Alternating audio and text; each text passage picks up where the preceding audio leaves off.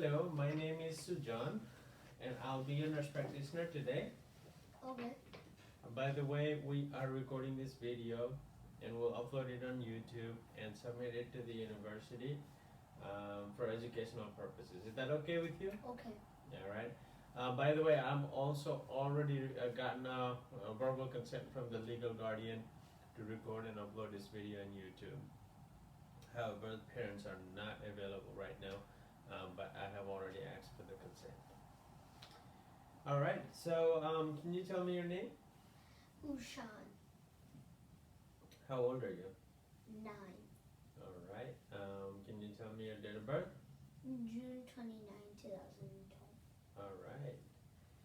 Okay, so today what we're gonna be doing is we're gonna check your musculoskeletal system. Okay, which means your bone, your muscles. We're gonna check that. Okay. All right. So in order to do that, we will start with your hands. For this video, although we test on both sides bilaterally, in this video I will also I'll be doing on one side and verbalize that I did the same thing on the other side. So for hands, first to begin with inspection. So I am generally looking for any swelling, any deformities, any nodes, nodules, or symmetry. And I'm inspecting in both hands. After inspection, I will palpate. So I'll be palpating the distal interphalangeal joints and proximal interphalangeal joints, which are also called DIP and PIPs. So I will palpate those, which are also associated with Bouchard's nodes and Heberden's nodes. So palpating for, I'm looking for any swelling, any tenderness, any bogginess with palpation. After palpation, we perform range of motion with fingers. So basically, range of motion for fingers would be ability to make the fist. So can you make a fist? All right, both hands. All right, extend it, open your fist. All right, and we'll also do abduction and adduction of fingers. Abduction would be extending your fingers. All right, adduction would be coming back to normal, bringing all your fingers together. All right. So that is abduction and adduction of fingers. After our hands, we're going to go for the wrist. Again, with inspection, any swelling, any nodules or any swelling, any deformities, any redness with the wrist. I'm also looking for the symmetry or asymmetry, checking in both wrists and comparing one with another. Also, I am going to palpate the wrist. Palpation of the wrist would be metacarpals, which are 5 bones, metacarpals, and then 8 bones here should be carpal bones. I'm palpating for any swelling, tenderness, and bogginess. After palpation of the wrist, I will be doing range of motion on the wrist. The basic range of motions with the wrist would be flexion and extension. So flexion would be pointing your fingers down to the ground. Can you do that on the both? And bend at your knees. not your fingers, bend at your, not knees, sorry, bend at your wrist. So bending like that, flexion, going up, pointing your fingers towards the ceiling at your wrist.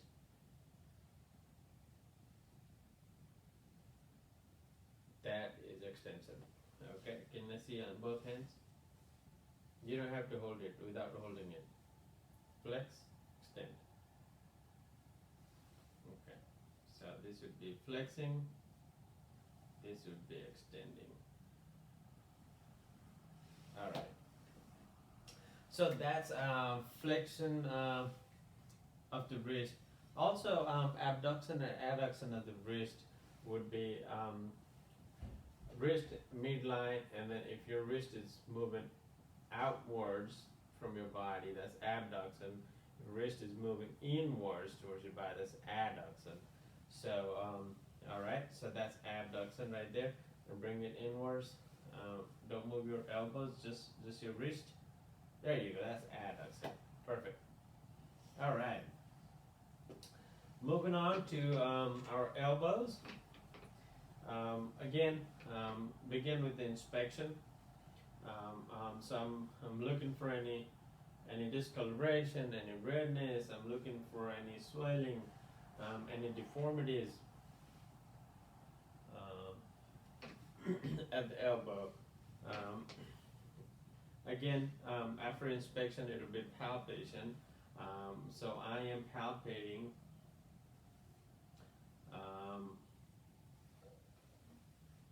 at the medial and the lateral epicondyle. The tip of the elbow olecranon process. So I'm palpating olecranon process and medial lateral epicondyle. Also, the range of motion with elbows would be flexing and extending. So, so can you bend your elbows? That's flexing your elbows, and then straighten your elbow. That's extension of the elbows. And do that with the other hand. Flexion, extension of the elbows. All right. Also, with elbows,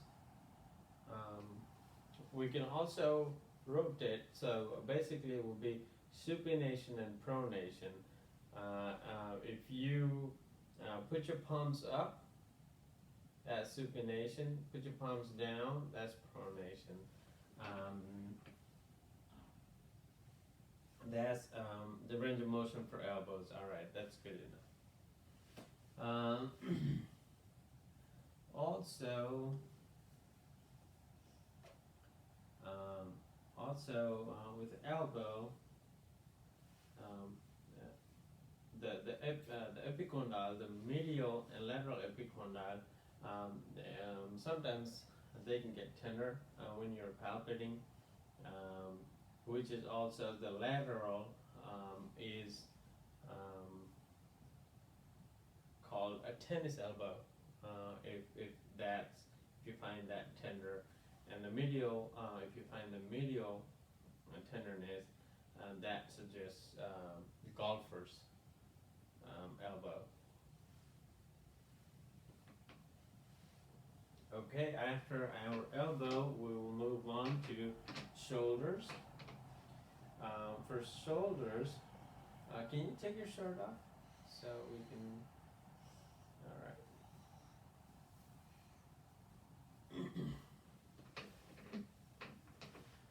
For shoulders, I'm again looking at inspecting for the contour, any if there are gross deformities, any swelling, any redness, and I am checking from anterior and posterior sides.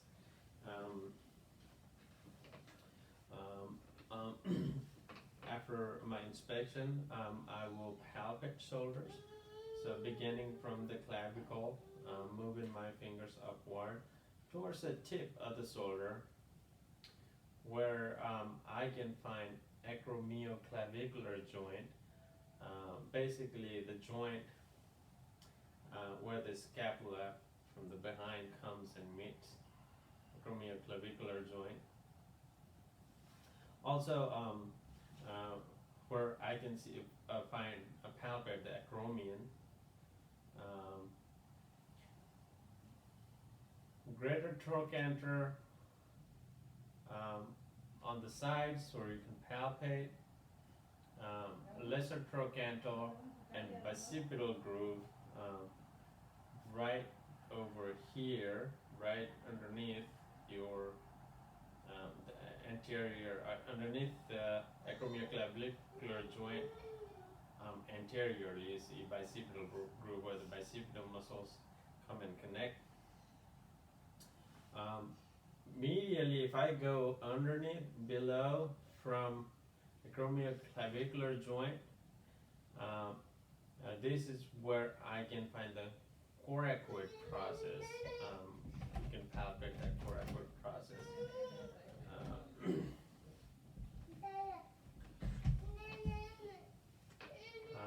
Also, subdeltoid subdeltoid pouch, I can passively extend shoulder, and can you turn your head the other side? And palpate here for the subdeltoid.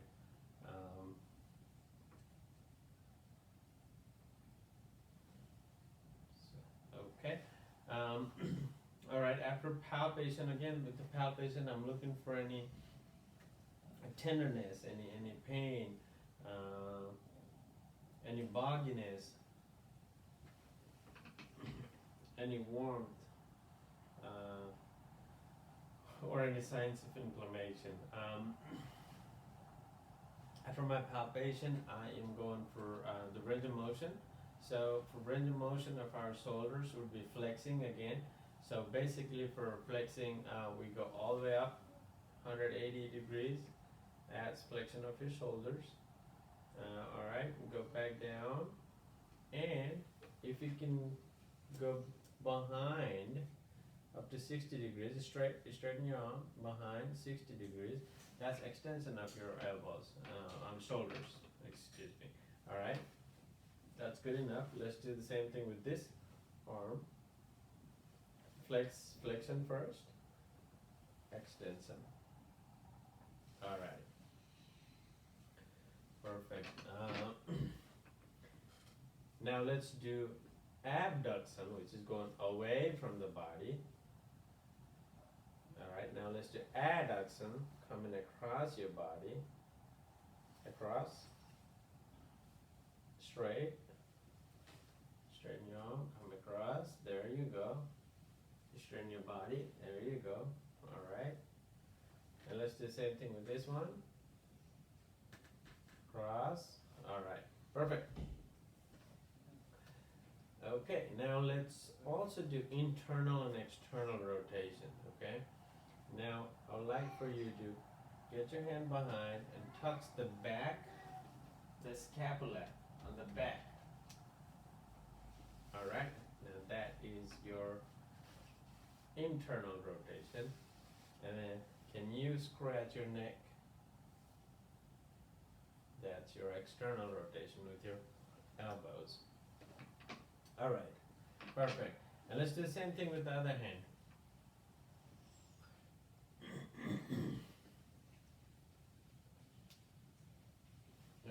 Touch your back. There you go, and then touch your knee. Perfect. All right. After our shoulders, we're gonna go for the head and neck. All right. First, we'll look at the temporomandibular joint, which is right in front of the ear. Right in front of the ear, we find a joint where put a little pressure here, palpate Well, first we started the inspection.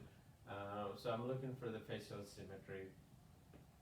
I'm looking at the temporomandibular joint, if there are any issues or any cross deformities. With palpation, I'm going to press in front of the targus of the ear. I'm going to palpate here and ask patient to open their mouth and close. And I'm feeling for any crepitus, any clicking sounds, or any pain or tenderness when performing that, to see if there are any temporomandibular joint disorders. All right. Also with the neck, I'm looking at the symmetry, trachea midline, palpating the trapezius muscles, paravertebral muscles, for the neck, looking for any tenderness, or any signs of inflammation. With the neck, we can also do range of motion with the neck. So for range of motion of neck, I'd like for you to put your chin down, flex, put your head back, extend, turn to the side, rotate, turn to the other side, rotation, and touch your ear to the shoulders, touch your other ear to the other shoulder. So that's lateral movement. Also, we can ask patient to move their head, turn their head 360 if they can. That gives you a good range of motion for the neck. There is a special test on the neck called the Sperling's test, to identify if there is a herniated disc or any impingement syndrome in the spine. For this test, I would ask patient to extend their head back, and then I would put axial pressure and look for the pain, radiating pain, or that's fine. That's fine. You're good. Okay. All right. Also, for a special test for our wrist, there are a couple tests that are associated with carpal tunnel syndrome. Patients with repetitive hand movements come with this carpal tunnel syndrome with the pain at the wrist, anterior part of the wrist. So to identify that, this is called Tinel's test, where I would hyperextend the wrist and tap the medial nerve, and if there's a pain, that would suggest carpal tunnel syndrome. Also, Fallon's test, where a patient would go with the prayer's position and put pressure. If there's pain associated, that's positive Fallon's test. Or a patient can also go reverse prayer position and hold that position, put pressure for about 30 seconds, 30 to 60 seconds. If there's pressure, that suggests positive Fallon's test. A special test with our shoulder is, what we can do is we can do a drop arm test. That's used to identify if there's any rotator cuff disorder. So in this drop arm test, I would ask patient to drop their arm slowly. If you can stand up. All right. Now raise your own arm up and drop it slowly. There you go. If the patient had a rotator cuff injury, and there would be weakness, where a patient would drop their arm suddenly and not be able to drop gradually and slowly. All right, that's good enough. All right, and now after our neck, I am going to check for your spine.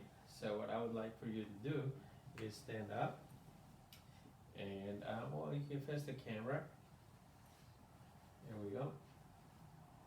So what I'm looking for is first inspection. I am looking for the shape and contour of the spine. I'm looking for that S shape where the cervical part is concave, and then we have convex and then concave again. I'm also looking for the shoulder height and symmetry.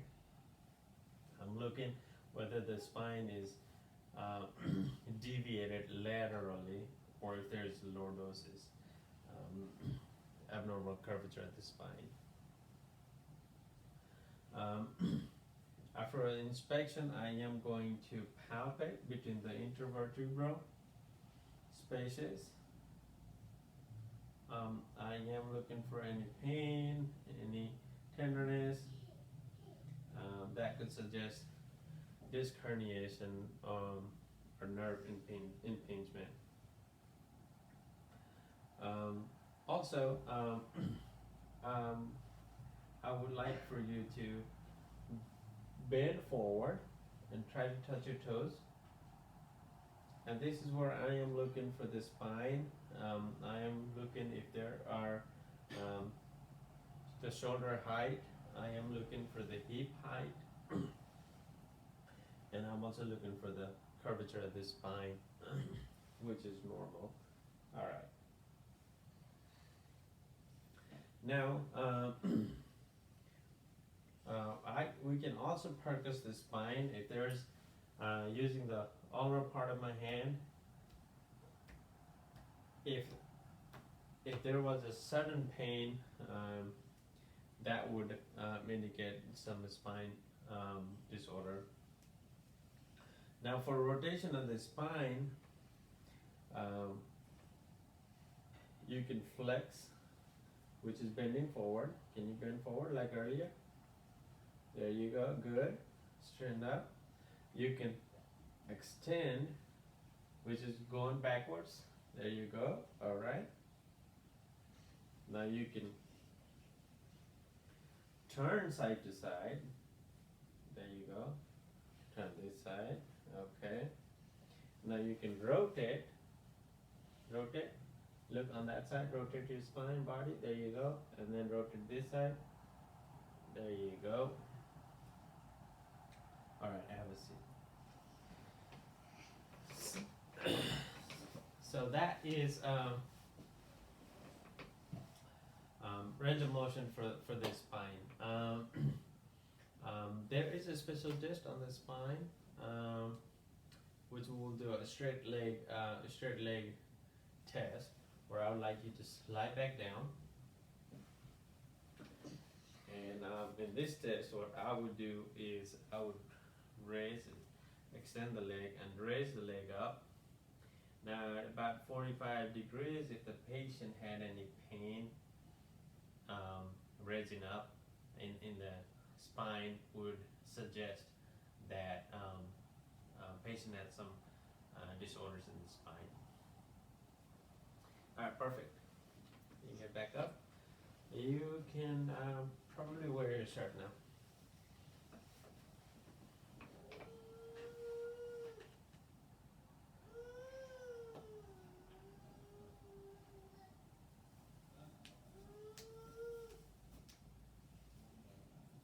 All right. Now, we'll start in the lower extremities. So I would like to start with the foot and ankle. So first, again, would be inspection. I am looking for any gross deformities. I am looking for any nodules, any swelling, any calluses, or any corns or bunions. Also, I am looking if the patient. I'm looking at the curvature if the patient is flat-footed or not. After inspection, I would do palpation. Again, palpation would be palpating DIPs and PIPs on both legs. I would do that on both legs. Also, when palpating, if there is pain, when I'm palpating, if there is pain at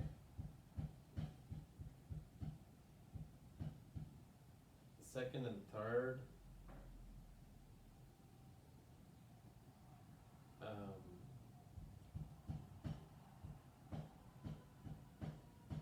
if there's pain at second and third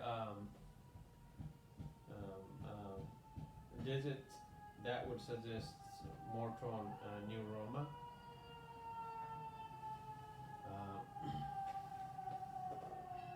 For palpation, again, the range of motion with the toes would be curling your toes. Can you curl your toes? Curl it. There you go. And then extend it. Extend it. Your toes. There you go. Curl your toes. Extend it. There you go. Perfect. So that would be the range of motion for our foot. Moving on to ankle.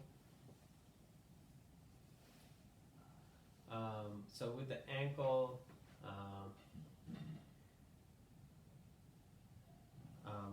again, inspection with inspection to see if there are any gross deformities, any swelling. Again, after inspection is going to be palpation, palpating for any swelling, tenderness, any bogginess, palpating for medial lateral malleus, that's medial malleus and lateral malleus. Achilles tendon, that's behind, so palpating that at the ankle, looking for any tenderness. Also, with ankle, range of motion would suggest as if you're putting accelerating a car, hitting the gas, plantar flexion, and then pulling up, that's dorsiflexion. Plantar flexion, dorsiflexion. Plantar flexion, dorsiflexion. I would do that on both legs. Also with the ankle, I could do inversion and eversion. Inversion, eversion. Okay. There you go. Inversion and eversion. That concludes our ankle. Moving on from ankle, we will go to the knee. Knee is a little bit complicated, as much as our shoulders, where we have tibia and fibula, and then our humerus, where they form processes and fits this popliteal bone between these processes. So again, with our knee, first would be inspecting, looking for any swelling, looking for any discoloration, looking for any gross deformities. Also, after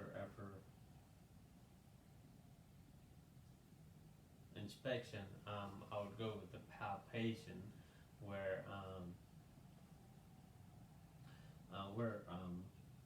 you would begin your palpation from suprapatellar pouch, which is about 10 centimeters above your patellar bone, and then you just palpate and come along, palpate the sides of the popliteal bone. I am looking for tenderness, or if there's swelling, any bursitis, or any fluid accumulation in the joints. Also,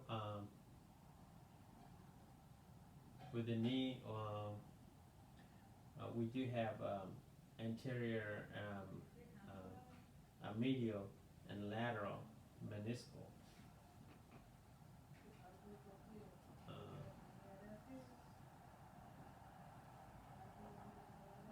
which we can also palpate on the anterior and medial and lateral sides of it, of the popliteal bone. Also palpating for Baker's cyst in the popliteal fossa at the back of the knee. For range of motion for our knee would be again flexing, which is bending the knees. This is in flex position right here. Bend it, and then extending the knees, which make your knees straight. That's extending your knees. All right. Also, we can do external rotation and internal rotation, but with your knees.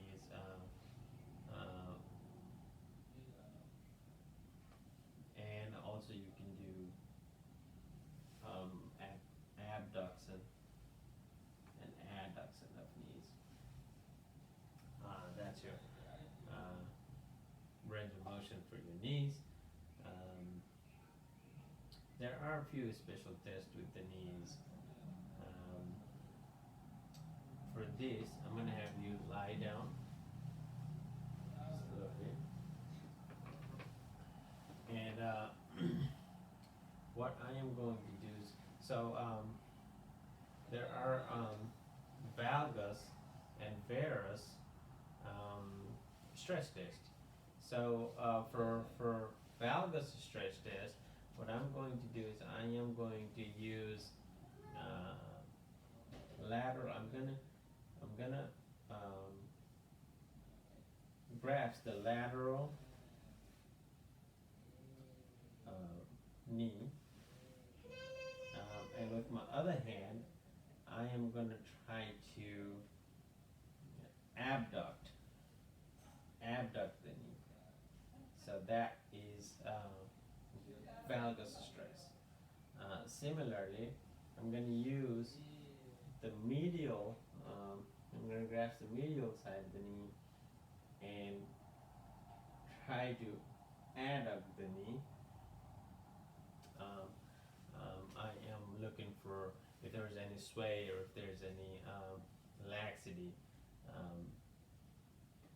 to find if there's any deformities with the lateral and medial cruciate ligaments. So that's our valgus and varus test. Also, as we did this test, I just remembered that when I was inspecting for the lower extremities, I would also test. I would also look for the valgus, genoverum and genovalgus, which is genoverum, which is bow leg, and genovalgus is not knees, where the knees would hit. Okay, so back to the special test. The other test is Lachman's test, where in Lachman's test, what we would do is we would grasp the distal part of the humerus and the proximal part of the tibia and try to pull and look for any laxity there. So that's suggestive of any ligament here.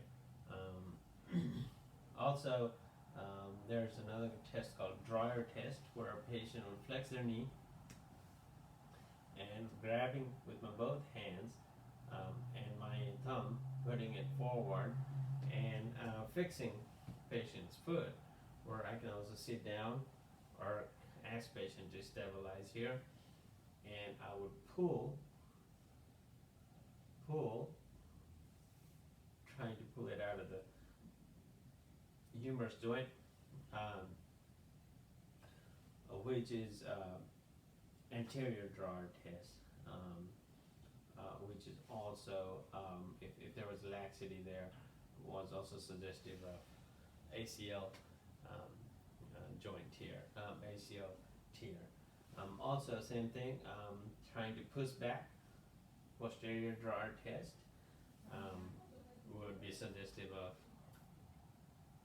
PCL tear, posterior cruciate ligament tear. After our drawers test, we have McMurray's test, which is the test for meniscus, to find there's meniscal tear. For McMurray's test, a patient would lie down, and I would grasp the medial side of the knee, and at extended position I would rotate, internally rotate and extend the knee to see if there's to put pressure on the medial side. Similarly, I would externally rotate to find pressure on the lateral side, to find if there was any meniscal tear or meniscal damage. All right, so that is our knees. Now, for the hip part, again for the hip, we would inspect the hip region, look at the symmetry of the hip compared to both sides,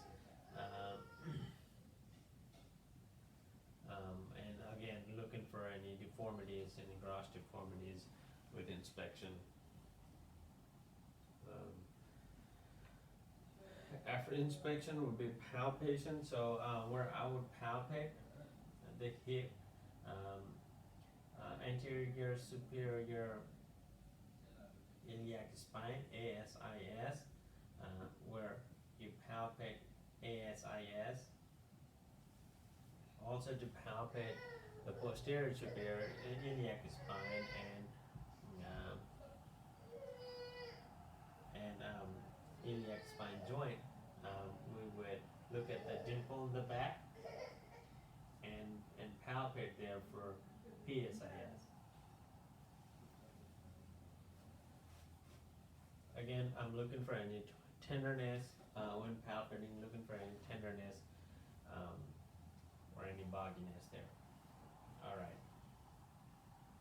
Now, range of motion for hips would be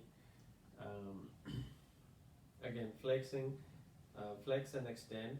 So to flex, if you can pull your knees towards the chest, that's flexing. This is extending. Can you do it? Flex, back to normal. Well, basically extending would be actually pulling your leg up. So if you can face down, and raise your leg up, that's extension of hip. There you go. You can come back around. Right. Just lie back down. Also, abduction and adduction would be abduction going away from the body, adduction going across the other leg. Can you do it? Abduction and adduction? Abduction, all right. Adduction going across. There you go, all right. Perfect. Also, I would perform this in both legs. Also, there are a couple tests for hip that are special tests. One of them is Thomas test, where patient would pull their knee up to the chest. Pull your knee up to the chest. Use your hand and go against your abdomen. There you go. When doing that, if the other leg also raised, or if there was pain, that would be suggestive of positive Thomas test. Also, there's another test, Patrick's test. In Patrick's test, what you do is put one leg across from the right above the patellar region, and stabilize the other hip and put pressure on this hip, on this point at the knee. If there was pain or discomfort, that would be suggestive of any hip abnormalities or disorders. Okay. What else? Did we forget anything?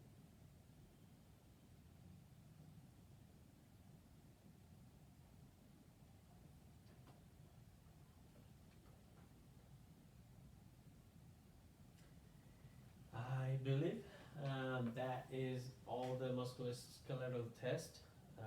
Thank you, Sun, for joining. And thank you for being a good participant. Okay.